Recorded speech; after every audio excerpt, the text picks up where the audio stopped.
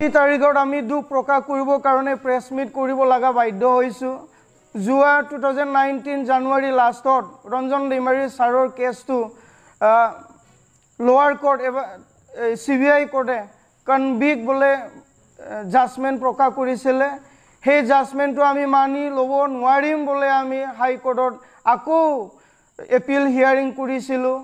আহি আজিৰ তাৰিখত মাননীয় আদালতে ৰায়দান কৰিলে।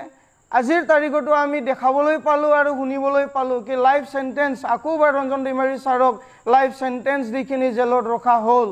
সেইবাবে আমি দুখ প্ৰকাশ কৰি অহাকালি 28 ছেপ্টেম্বৰ ৰাতিপুৱা 5 বজাৰ পৰা আহি থকা 29 ছেপ্টেম্বৰ ৰাতিপুৱা 5 বজালৈকে অৰ্থাৎ 24 ঘণ্টা আমি বন্ধ ঘোষণা কৰিছোঁ।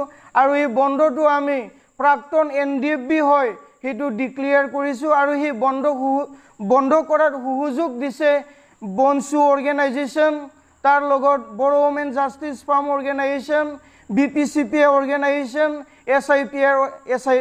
SIPR organisation. আমি আশা কৰিছোঁ অহাকালিৰ দিনত আমি যি বন্ধ ঘোষণা কৰিছোঁ সেই বন্ধটো সমগ্ৰ অসমে সন্মান জনাব আৰু আমাৰ যি দুখ প্ৰকাশ কৰিছোঁ আমাৰ লগত যেন সকলোৱে সহযোগিতা কৰিব সেইটোৱে কামনা ৰাখিছোঁ। ধন্যবাদ।